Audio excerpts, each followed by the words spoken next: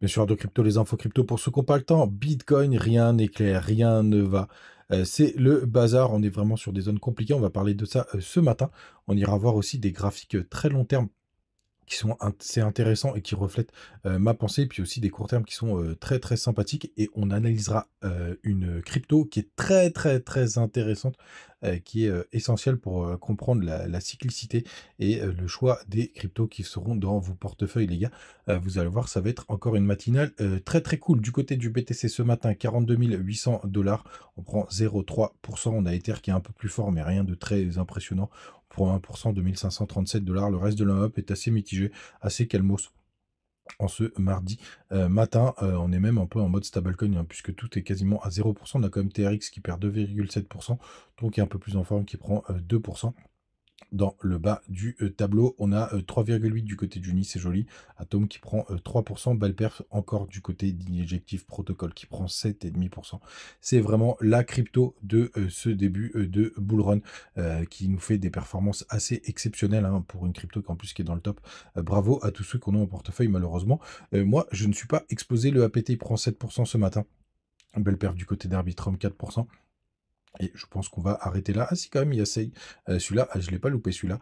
On est à plus 14%. Je crois qu'il est dans le top recherche en ce moment. Et donc, il performe, les gars, du côté du daily du BTC.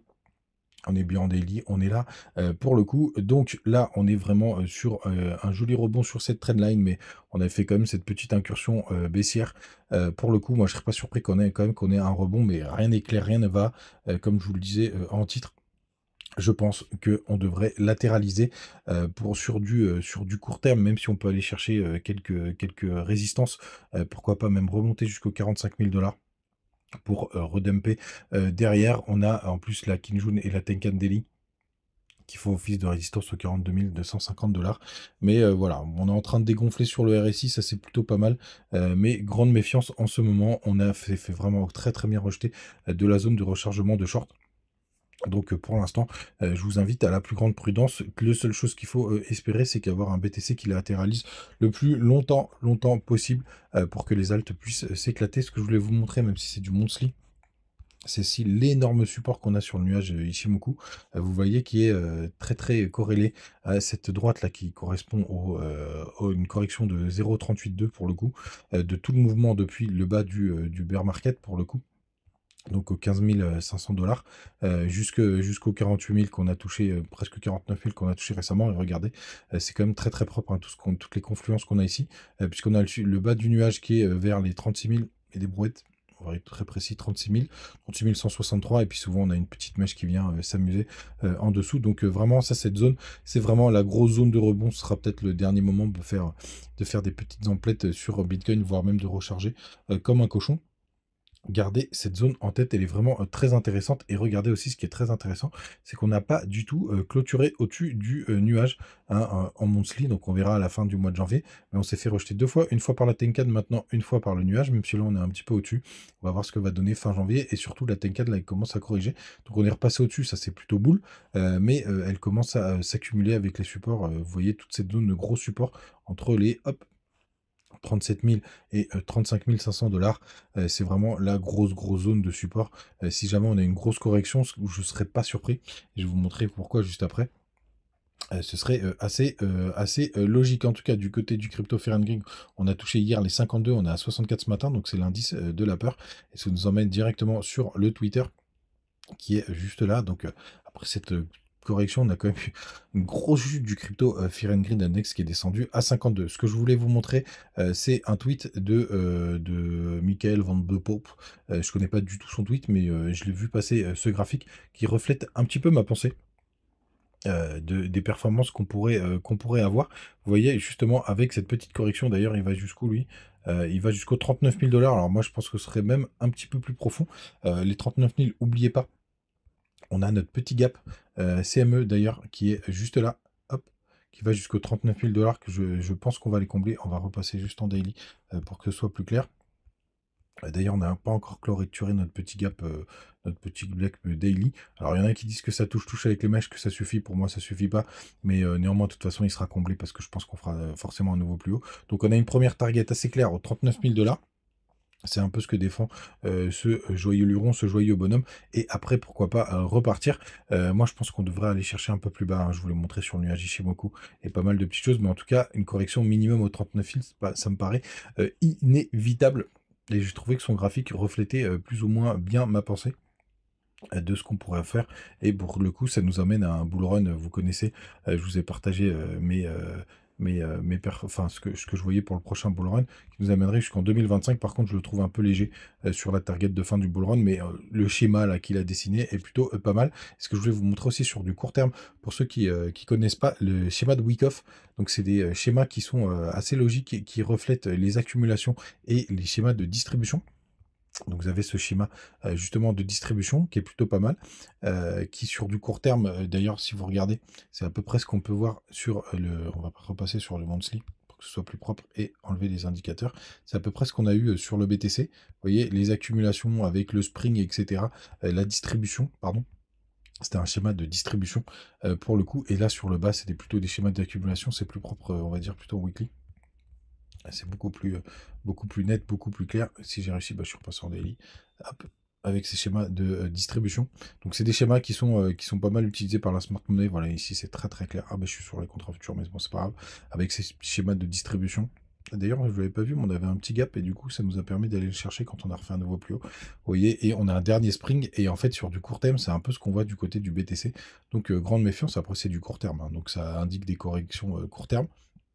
Et pourquoi pas, alors lui, il va chercher la target des 38 000 $. Ça se rapproche à peu près de ce que je vois. Donc, vous voyez, ce petit rebond ici, alors son rebond, il nous emmène, hop, jusqu'un peu au-dessus entre les 44 000, donc 44 500 $. Donc, très intéressant, retest de la neckline de ce M, et avoir une correction derrière. Donc, vraiment très très propre. C'est pour ça que je vous ai partagé ces deux graphiques, un peu plus long terme et un peu plus court terme, parce qu'il reflète carrément ma pensée. N'hésitez pas à me dire ce que vous en pensez en commentaire, les gars, parce que pour le coup, c'est assez propre. Du côté de la Bitcoin dominance, ça vaut le coup de jeter un œil. Hop, où est-ce qu'elle est? Elle est là, pour voir si elle continue de corriger, mais elle a dû se stabiliser un petit peu. On va repasser en daily. Hop.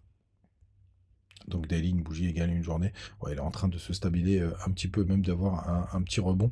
Un petit rebond après cette grosse correction. Et Ethereum BTC, que je surveille de très très près pour notamment vos alts. Les gars, je vous invite vraiment à surveiller Ethereum BTC, donc qui est en train de latéraliser, qui a eu une petite correction là, qui est plutôt corrélée au Bitcoin sur les deux derniers jours. On va voir ce que ça va donner. La map de liquidité, donc des liquidations et des liquidités, la heat map, on voit quand même, vous voyez qu'il y a pas mal d'ordres qui commencent à s'accumuler pas mal au nord, donc ça c'est plutôt une bonne nouvelle. Ça s'accumule pour l'instant sur du court terme, jusqu'au 43 648 $. Au sud, ça s'est un peu calmé, mais c'est normal qu'il y en ait des nouveaux pour tous ceux qui sont rentrés en train juste là. Et sur la carte des liquidations, bah, c'est un peu du 50-50, même si on a un gros pic vers les 43 500 $. Donc je continue à penser qu'on aura un petit rebond à court terme, mais qu'après on aura cette correction qu'on attend depuis un bon moment. Les gars, la crypto du jour, elle a été partagée en commentaire aussi pour vous dire que j'analyse toutes les cryptos que vous me donnez. Et cette crypto, c'est DCR.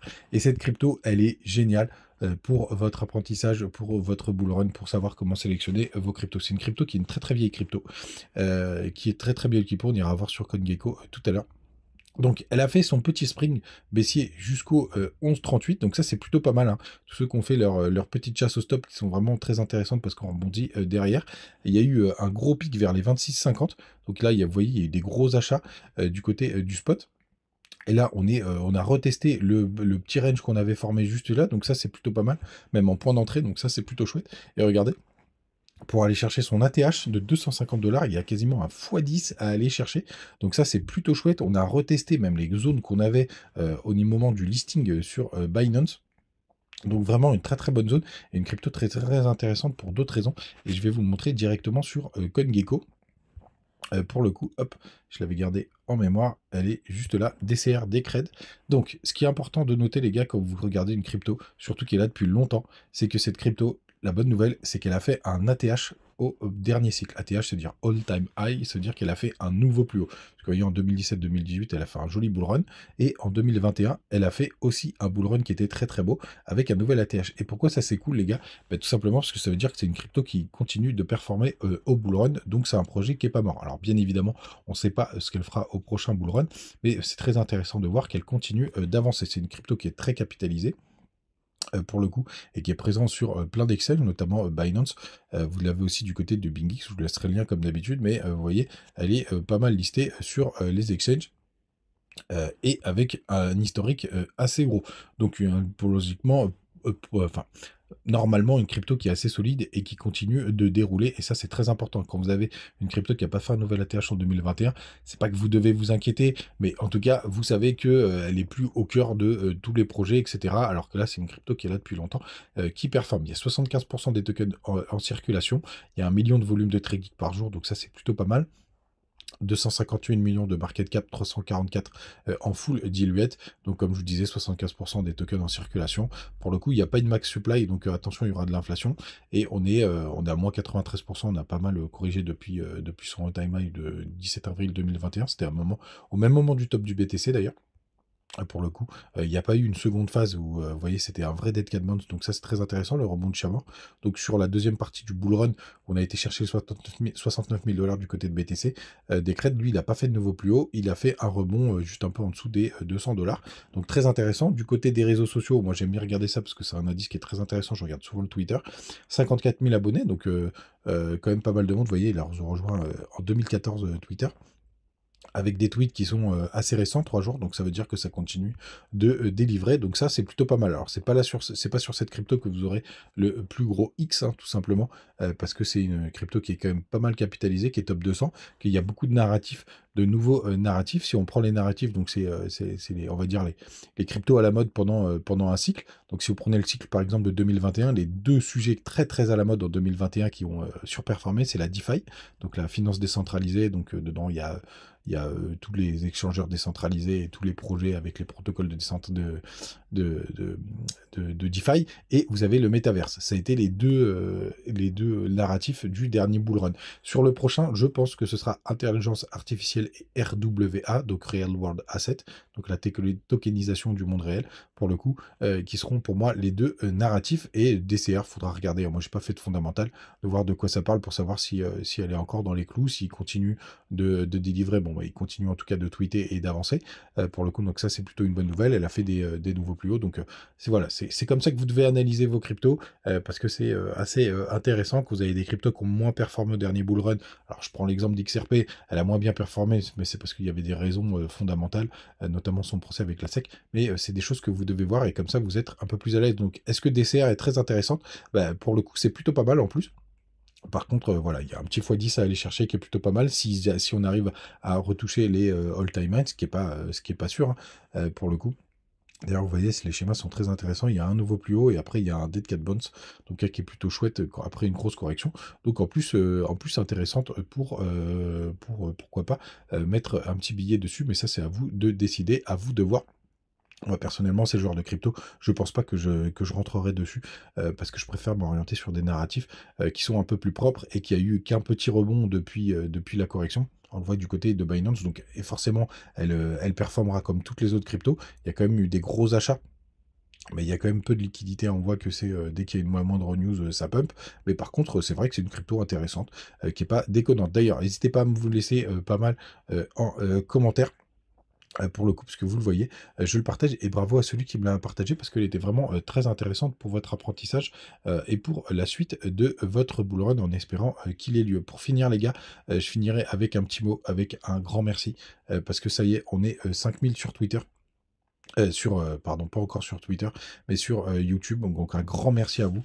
C'est un parcours qui a commencé il y a maintenant quelques années avec une chaîne qui était dédiée aux ICO, et puis ensuite les infos crypto en 1 minute chrono, qui a été aussi un grand drame aussi du côté de ce que je faisais, parce que tout simplement je me suis fait ban mon compte TikTok avec 7500 abonnés, on était presque à 8000 à la fin, et maintenant les infos crypto pour tous ceux qui n'ont pas le temps. Donc merci à vous tous.